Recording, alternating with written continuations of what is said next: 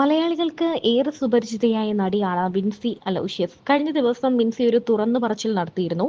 ഇനി മയക്കുമരുന്ന് അല്ലെങ്കിൽ ലഹരി ഉപയോഗിക്കുന്ന നടന്മാരുമൊത്ത് അല്ലെങ്കിൽ താരങ്ങളുമൊത്ത് താൻ അഭിനയിക്കില്ല എന്ന പ്രസ്താവന ഇറക്കിയിരുന്നു.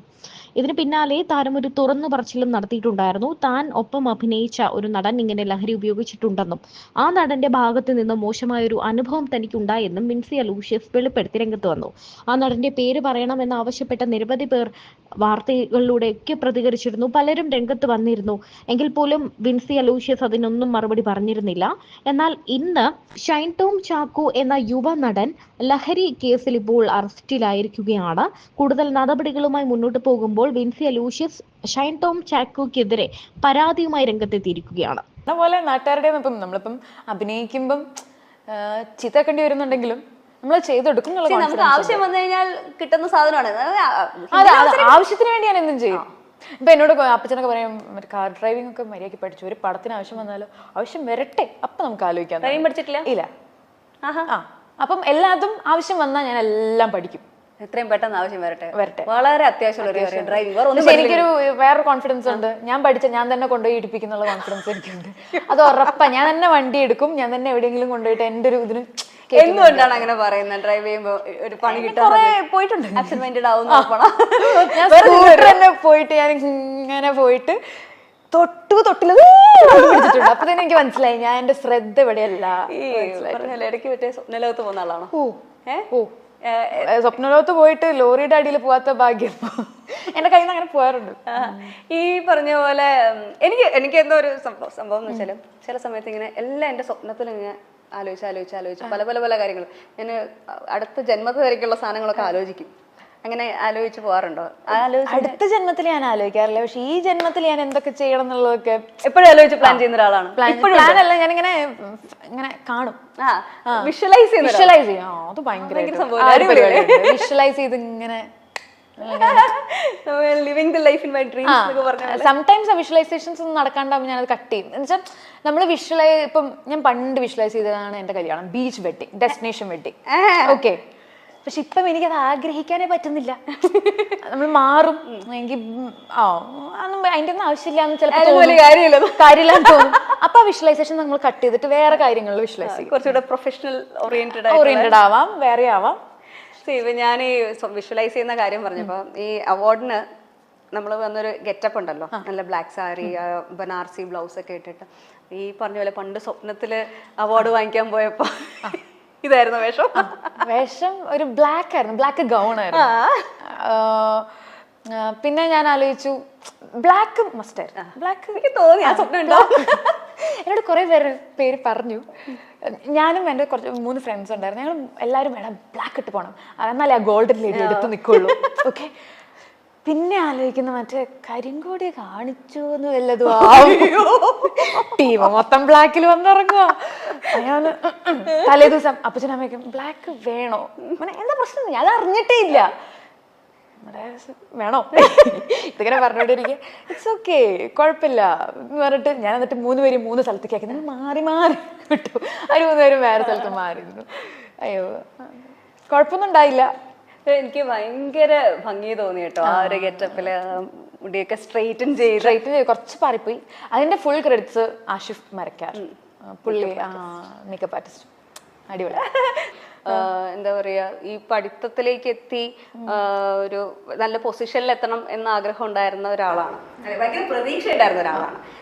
എന്റെ കേസിലും അങ്ങനെയൊക്കെ തന്നെ. എഞ്ചിനീയറിംഗ് തന്നെയായിരുന്നു. അച്ഛനമ്മയ്ക്ക് എന്നൊരു എഞ്ചിനീയർ ആക്കണം എന്നൊക്കെ ആയിരുന്നു ആഗ്രഹം. എഞ്ചിനീയറിംഗ് കോളേജിന്റെ കാലം എടുത്ത് ഞാൻ വെച്ചാൽ 4 വർഷം എന്നുള്ളത് മിനിമം 8 വർഷം കഴിഞ്ഞാൽ പോലും ഞാൻ ഇറങ്ങില്ല. അവിടെ വെച്ച് എനിക്ക് ബ്രേക്ക് ചെയ്യാൻ പറ്റി. പക്ഷെ വിൻസിനെ സംബന്ധിച്ചിടത്തോളം വലിയൊരു ആഗ്രഹം മനസ്സിലായി. എനിക്കാണെങ്കിൽ വേറൊരു ആഗ്രഹവും ഇല്ല. വിൻസിക്ക് നല്ലൊരു ലക്ഷ്യബോധം ഉണ്ട്. അപ്പൊ ആങ്കർ ആവണമെന്ന് വന്ന അവസരത്തിലൊക്കെ കയറി പിടിച്ച അവസരം വന്ന് നമ്മള് വേണ്ടാന്ന് വെച്ചില്ല. വന്ന അവസരത്തിനനുസരിച്ച് ചെയ്ത് വന്നതാ. ഞാൻ ഇത്രയും കാലം ആങ്കറിങ് ചെയ്യുന്നവരും വിചാരിച്ചില്ല. പ്രത്യേകിച്ച് വലിയ സ്വപ്നമൊന്നും ഇല്ലാത്ത ആളാണ്. അടിപൊളി. പക്ഷെ മീഡിയ വരണമെന്നുണ്ടായിരുന്നു, മീഡിയയിൽ ചെയ്യണമെന്നേ ഉണ്ടായിട്ടുള്ളൂ, അത്രേ ഉള്ളൂ. ഒരു ഫോക്കസ് ഉണ്ടായിരുന്നില്ല. അപ്പോൾ വളരെ നല്ലൊരു ലക്ഷ്യബോധമുണ്ട് സിനിമയിലേക്ക് വരണം. അത് നമുക്ക് മാത്രമാണ്, സൊസൈറ്റിക്ക് അംഗീകരിക്കാൻ പറ്റില്ല. പക്ഷേ ആ ഒരു ഇതിനെ വെച്ചുകൊണ്ട് തന്നെ ആർക്കിടെക്ചർ പോലത്തെ അത്യാവശ്യം നന്നായിട്ട് ടൈം ഇൻവെസ്റ്റ് ചെയ്യേണ്ട, ഒത്തിരി ഡെഡിക്കേഷൻ വേണ്ട ഒരു കോഴ്സ് സെലക്ട് ചെയ്ത് പോയി.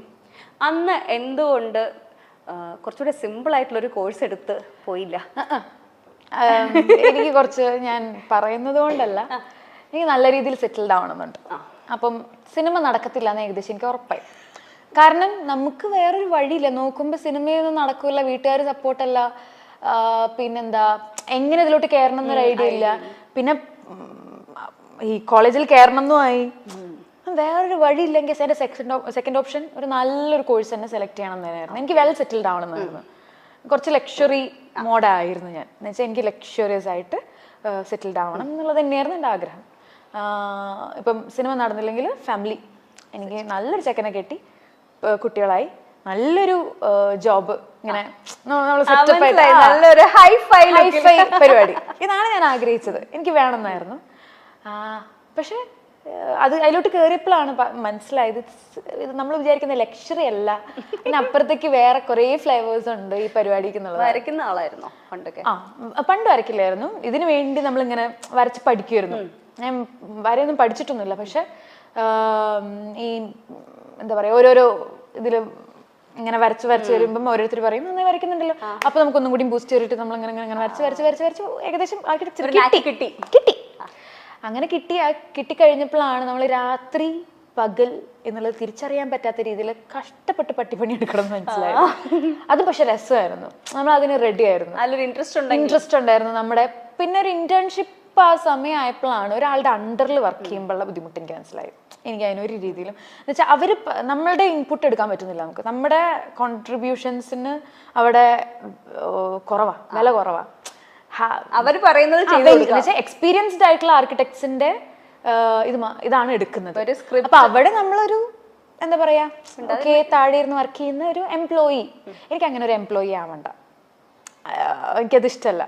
ഇപ്പം സിനിമയിലാണെങ്കിലും ഇനീഷ്യൽ സ്റ്റേജിൽ ഇനീഷ്യൽ പടങ്ങളിൽ നമ്മൾ അങ്ങനെയായിരുന്നു. എനിക്ക് ഭയങ്കര സ്ട്രെസ്സായിരുന്നു അത്. എന്നുവെച്ചാൽ ഒരാൾ പറഞ്ഞ പോലെ തന്നെ ചെയ്തെടുക്കുക. ഇനി നമ്മളുടെ ഔട്ട്പുട്ട് ഇട്ടാകും ഓവറാന്ന് പറയുമ്പോൾ അയ്യോ രക്ഷയില്ലല്ലോ. പക്ഷെ വൺസ് ഓരോ ക്യാരക്ടർ പ്രൂവ് ചെയ്ത് വരുമ്പം അവരെന്നെ നമുക്ക് ആ സ്പേസ് തരുന്നുണ്ട്. വിൻസി ചെയ്യുന്നുള്ളത്.